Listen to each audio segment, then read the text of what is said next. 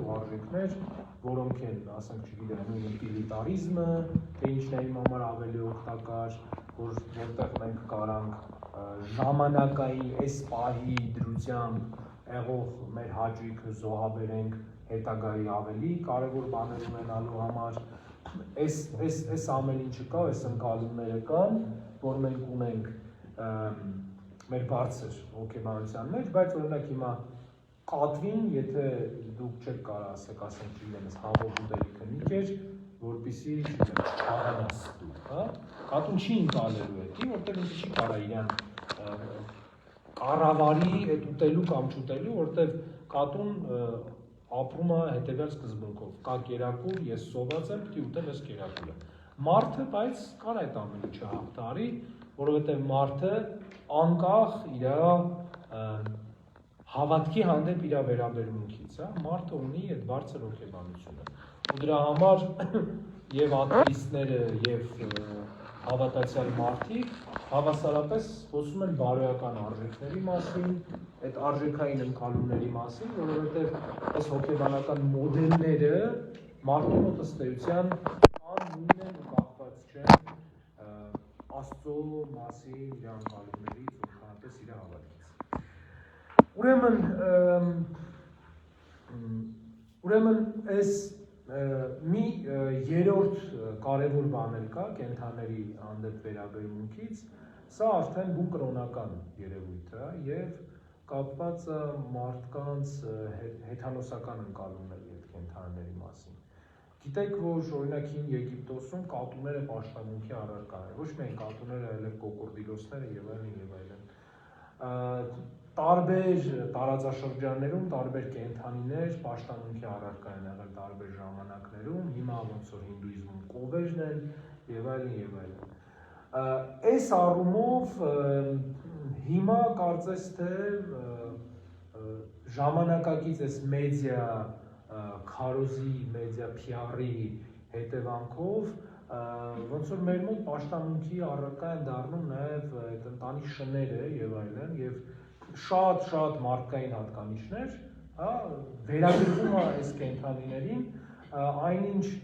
որևէ մասնագետի, եթե, հա, ես իդեպ ասեմ, ես այս հարցին պատրաստվելուց իմացա, որ շների հոգեբաններ կան, շների ու կատուների հոգեբաններ կան, շատ զարմացա ես այդ դրանից որ կան, բայց հետո երբ որ այդ հարցն էի ուսումնասիրում, ես տեսա, որ հոգեբուժարաններ էլ կան շների ու կատուների,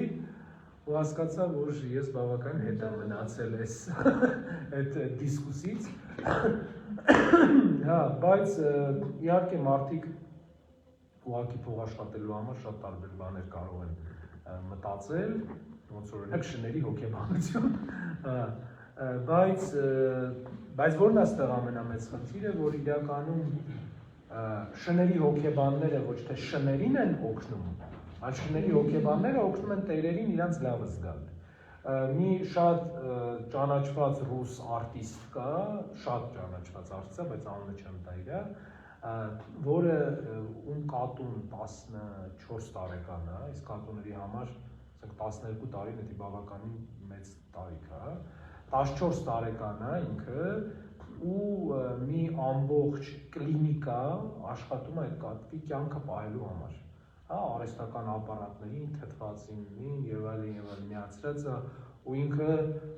ամսեկան բավականին մեծ գումար է ծախսում այդ կատվի կյանքը պահելու համար ու միանշանակ այդ կատվի հարցը չի, էլի հասկանում եք, այսինքն ու երբ որ իրան ասում են ինչ ես անում, ասում ես կատվիս աչքերին եմ նայում ու տենում եմ, որ ինքը չի ուզում մեռնի, մի խոսքով, դե իհարկե դա էլ իր ինքնաարդարացումն է, բայց ինչ է մեծ խնդիրը, որ այս մարդը իր կյանքում մենակ մարդ է, հա, չունի ոչ ընտանիք, չունի մոտ հարազատներ, մոտ ընկերներ ու միակ արարածը ում հանդեպ ինքը, որտեղ ինքը ունի այդ բարձր հոգեբանությունը, որ ինքը անպայման պատասխանատու խնամող է մեկի նկատմամբ, հա, այդ իր պատասխանատվության ու խնամքի զգացումը իրան ինքը արտահայտվում է այդ կատվի վրա, այդ կենդանու վրա։ Եվ եթե դուք ուշադիր լինեք, ես մի փոքրիկ մոնիտորինգ եմ արել, այն բոլոր մարդիկ, ովքեր շատ խոսում են սոցիալական կայքերում շատ գրում են կենթանիների պաշտպանության, կենթանիների խնամքի մասին, եթե ուսումնասիրեք այդ մարդկանց, իրենք հիմնականում մենակ մարդիկ են։ Հիմնականում ինչ-որ խնդիրներ ունեցող մարդիկ են անձնական հարաբերություններում։ Եվ իրենց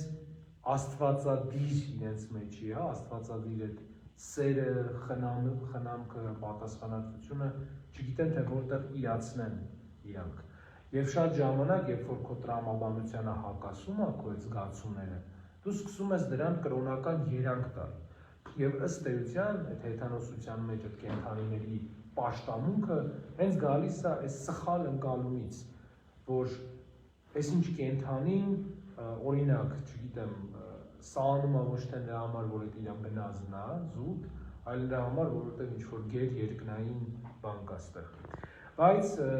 մի կարևոր բան էլ կա։ Տարբեր սրբոց վարքերում, տարբեր սրբերի վարքերում դուք կտեսնեք կենթանիների ֆիգուրներ, մեր հայազգի կամ հայ եկեղեցուի ցում նշվող, շնորհակալություն, նշվող սրբերի վարքերում նման դրվագները քիչ են, երևի 2 կամ 3 սուրբ կա, ում այդ վարքերում նշվում է կենթանիների նկատմամբ իրենց վերաբերմունքը, կենթանիների այդ մարդկանց նկատմամբ վերաբերմունքը, հիմնականում մեր մոտ շատ չկա, այդ թեմայի վրա շատ կենտրոնացում չկա, բայց օրինակ կաթոլիկ եկեղեցու նշանավոր սրբերից մեկը Ֆրանցիսկ Ասիսցին, գիտեք որտեղ ֆրանցիսկյան բանականները, բան եւ այլն, դեռից են գալի, իր վարքաբանության մեծ հատված հենց նվիրված է նրան, որ Սուրբ Ֆրանցիսկոսը կենթանիներին պաշտպանում էր, սիրում էր, հովանավորում էր եւ Ֆրանցիսկոսի հիշատակության օրը կաթոլիկ եկեղեցում կենթանիների օրհնության օրն է նաեւ, շատ հետաքրքիր տեսանյութեր կան այդ առումով, մարդիկ են շները ձեռքը, հոգեվորական օրհնում է այդ շներին բան եւ այլն, ինչ անեն։ Նաև ռուս ուղղափառ եկեղեցում կա Սերաֆիմ Սարովսկիի հետ կապված, էլի կենթանիների հետ կապված բան եւ մի ուրիշ սրբի հետ էլ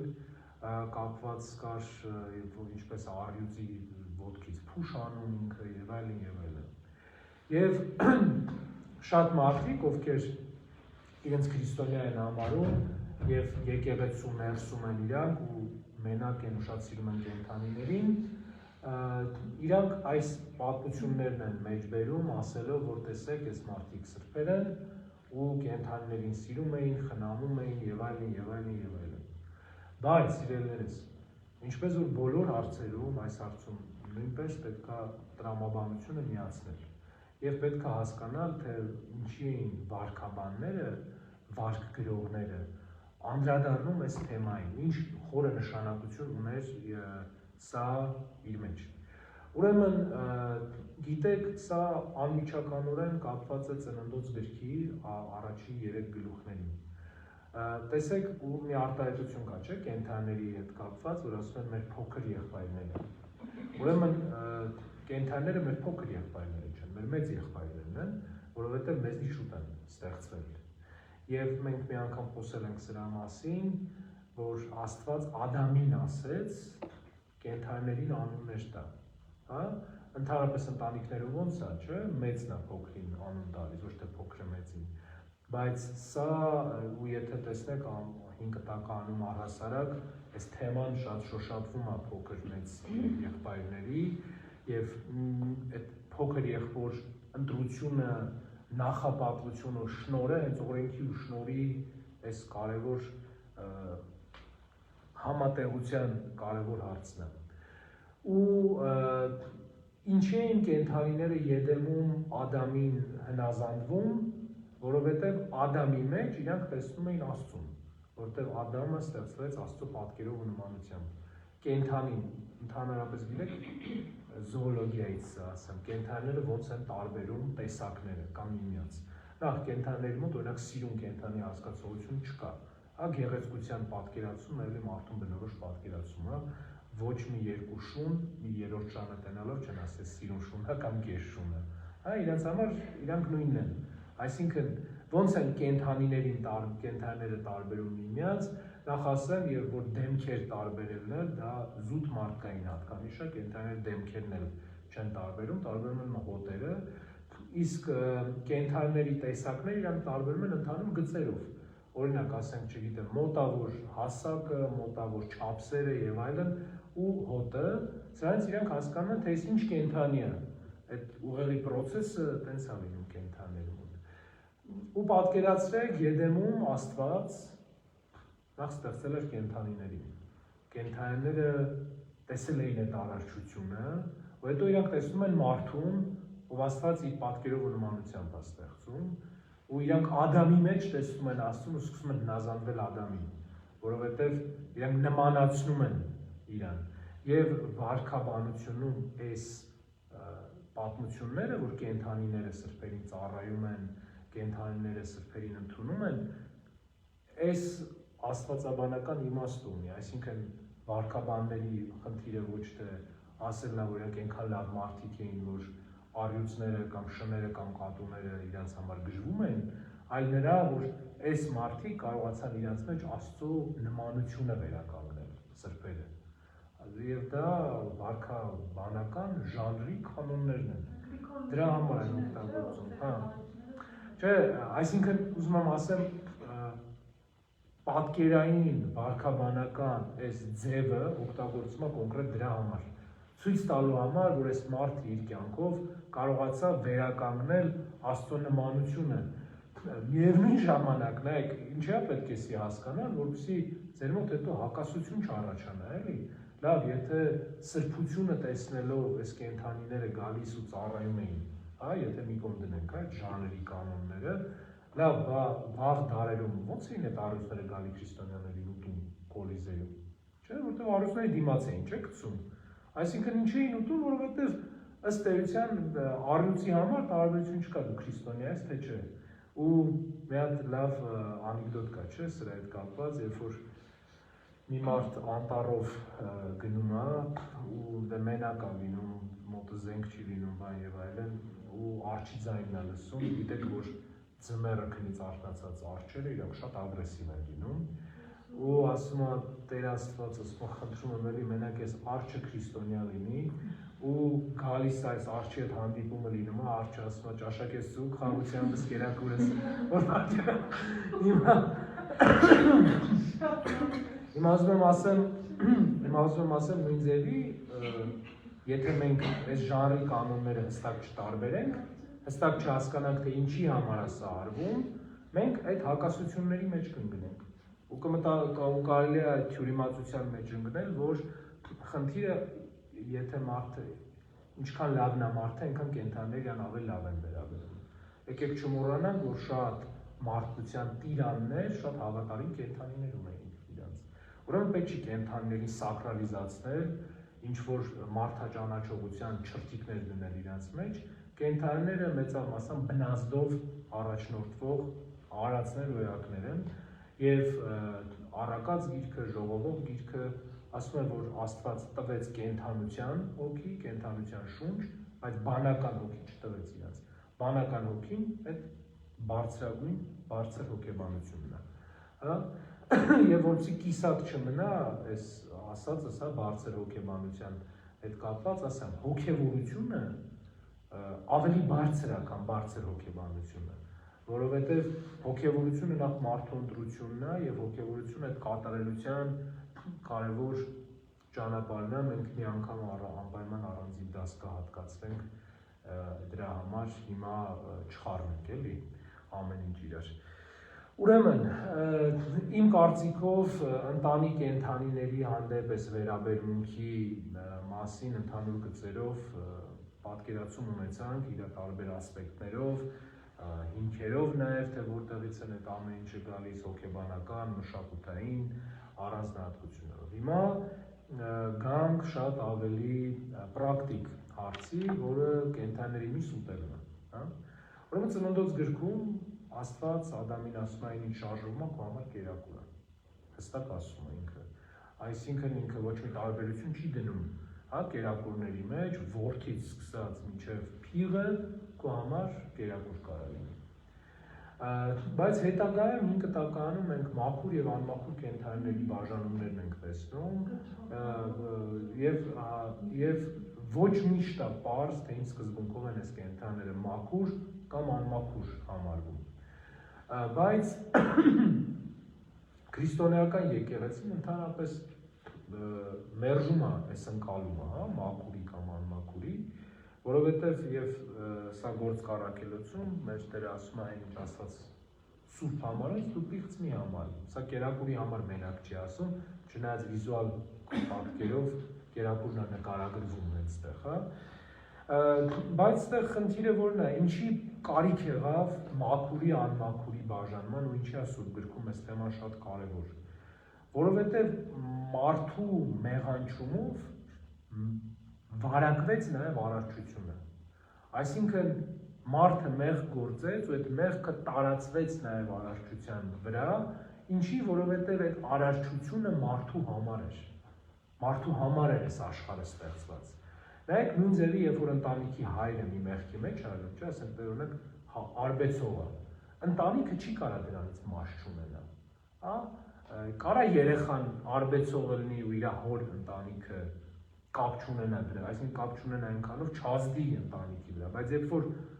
հայրն է արբեցող, հա, տան գլխավորն է արբեցող, կամ մայրն է ինչ-որ մեղքի մեջ, չի կարող չտարածվել երեխաների վրա, իրենց հարաբերությունների վրա, ընտանիքի մասին ընդհանրապես այդ ընտանիքի էլի պատկերացումների վրա չի կարող ուղղակի չտարածվել։ Եվ նույն ձևի, երբ որ մարդու կյանք մտավ մեղքը, այդ մեղքը տարածվեց նաև արարչության վրա։ Եվ այս մաքուրի ու անմաքուրի բաժանումը ըստ էության Աստծո շնորհն էր մարդկանց օգտվելու արարչությունից առանց մեղք գործելու, հա։ Այսինքն սա այդ փրկության process-ի, որի լրում եղավ Հիսուս Քրիստոսի մարդացմամբ, Աստծո մարդացմամբ, այս փրկության process-ի կարևոր կետերից մեկն էր այս մաքուրի անմաքուրի բաժանումը, կենդանիների զոհաբերությունը եւ այլն, որովհետեւ երբ որ Ղևտացված գիրքը, Ելից գիրքը խոսում է զոհաբերության մասին, խնդիրը ստեղ ոչ թե ուղղակի կենդանուն գեղեցիկ ձևով մորթելու մեջ է, հա, կյանքից զրկելու մեջ է, այլ խնդիրը մեղքի հանդեպ պատկերացումն է, որ յուրաքանչյուր մեղքից մահ կա, անպայման հետևում է մեղքին մահը, որպեսզի մարդը չմահանա, կենդանին էլ մահանի դրա տեղը։ Այսինքն այդ զոհաբերությունը ոչ թե Աստծո քաղցը հագեցնելու հարցեր, այլ այդ բնական հետևանքի փոփոխությունն էր, որտեղ մեղքը, ինչ է մեղքը վերջի վերջո, մեղքը Աստծուց բաժանումն է։ Ու դրա համար, տեսեք, այս մի քիչ ուրիշ կողմ են գնում, բայց իմ կարծիքով պետք է սա հասկանալու համար, ինչի Քրիստոս խաչի վրա ասեց Էլի լամա սաբակթանի, այսինքն Աստված իմ, ինչու լքեցիր ինձ, որովհետև այդ մահվան մասը էլի Աստծուց բաժանման մասը է, հա, որովհետև մահ կա այնտեղ մենակ, որտեղ մեղք կա։ Քրիստոս երբեք Աստծուց բաժանված չի եղել։ Եվ սա մի մաս էր, որտեղ ինքը կամովին պետք է ընդուներ այն, ինչ մեղքի հետևանքն էր։ Եվ ոչ թե խնդիրը այն էր, որ Քրիստոս վախում էր մահվանից, հա, Քրիստոս երկյուղ ուներ դրանից, այլ այստեղ խնդիրը այդ ոչ իրան հատուկ միջավայրում հայտնվելն էր։ Ու դրա համար Գեթսեմանի պարտեզում ասում է հեռացրու ինձնից այս բաժակը, բայց ես ուզում եմ, որ կամքը լինի։ Այսինքն դուք պատկերացրեք այդ մեծ ապրումը, այստեղ մեղքի ընկալման ամենակարևոր հարցն է։ Ու տեսեք, այստեղ երբ որ մաքուր ու անմաքուր ու կենդանի մարդ հարաբերության մասին է 5 տակարանը խոսում, նաև այստեղ չի դադարում ծննդոցի մեծի ու փոքրի մասին խոսելուց, որովհետև կենդանիները իրանք մնացին նենց, ոնց որ ստեղծվել էին, այսինքն կենդանիները ավելի վատը չդարձան, չէ, վերջի վերջո մնացին են նույն մակարդակում, որում իրենք մնացին, կային։ Նույն ձևի նաև հրեշտակները ստեղծվեցին, այսինքն այդ անկումից հետո մնացին են նույն մակարդակում, որում իրենց կան։ Միակ արարածը, որ ընկնում ու հելում այդ մարդն է, հա, ու պատկերացրեք կենդանիները ներքևի գիծն են, հրեշտակները վերևի գիծը, մարդը մեջտեղի, ու մարդը կամ ընկնում է ստեղ, կամ բարձրանում է վերև, կամ ընկնում է, կամ բարձրանում է վերև։ Ու այս ստատիկությունը կենդանիների նաև իրենց մեղքից է ազատում։ Հիմա պետք է պարզ հասկանալ, որ երբ որ գայլը ուտում է նապաստակին, այդ գայլը ոչ թե վատն է, որ ուտում է, այլ ինքը գայլը, ով պետք է ուտի։ Այսինքն, եւ եթե մի շուն գալիս ձեզ կծում է, ոչ թե այդ շունը վատն է, ինքը շուն է։ Պետք է հասկանալ, որ ինքը շուն է, ինքը կենդանի է, ագրեսիվ ու չունի այդ մտահղացումը։ Ու շատ աբսուրդ է, որ ասենք բակում մի հատ շուն ալում, ասում այն շունը ինձ չի սիրում, հարցակում է վրա։ Բնականաբար շունը ձեր մեջ տենում է թույլ օբյեկտ ու ինքը ոհմակային կենդանի է, ինքը ում վրա կարապ թիշկի, հա, ու ինքը անում է էդի, վախեցնում է։ Այսինքն 5 տականում կենդանիների հանդեպ վերաբերմունքը և զոհաբերությունների հանդեպ վերաբերմունքը հենց գալիս է այս կարևոր մարդու մարդաբանական հարցից։ Եվ հիմա շատ մի ընդունված տենդենս կա, երբ որ մարդիկ հրաժարվում են մսից, այդ բուսակերությամբ են զբաղվում, եւ ես շատ անձամբ խոսացել եմ նման մարդկանց հետ, ու իրանք ասում են, այ տեսեք, վանականներն էլ միս չէին ուտում բան եւ այլն, այսինքն բուսակեր էին իրանք։ Ուրեմն վանականները ամենևին չեն հրաժարվում մսից նրա համար, որովհետև մտածում են, որ միս ուտելը մեղք է։ Վանականները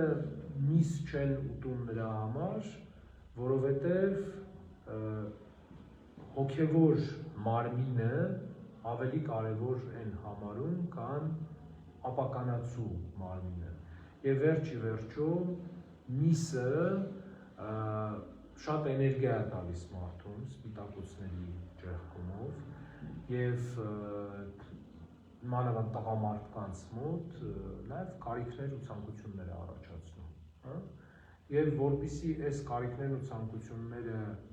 հնարավոր լինի մեղմել ու զսպել, միսը բացառվում է վանականների ճաշացանկից, բայց ոչ բոլոր վանականների, այս էլ շատ կարևոր է հասկանալ։ Եվ երկրորդ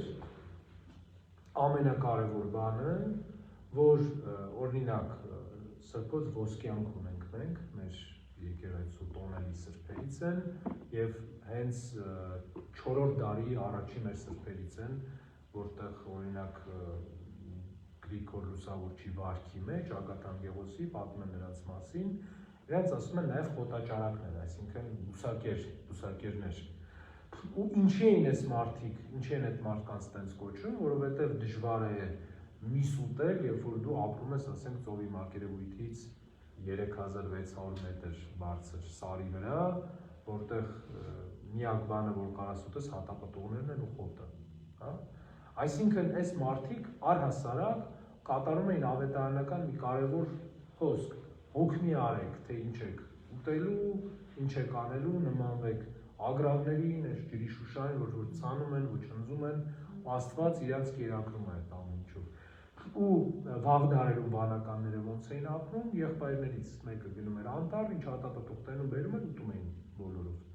Բնականաբար այդ եղբայրը եթե զենք չունի, ոչի բան չունի, չէր կարող գնալ եղնիկ բռնել բերեր։ Բայց միևնույն ժամանակ նաև մարդիկ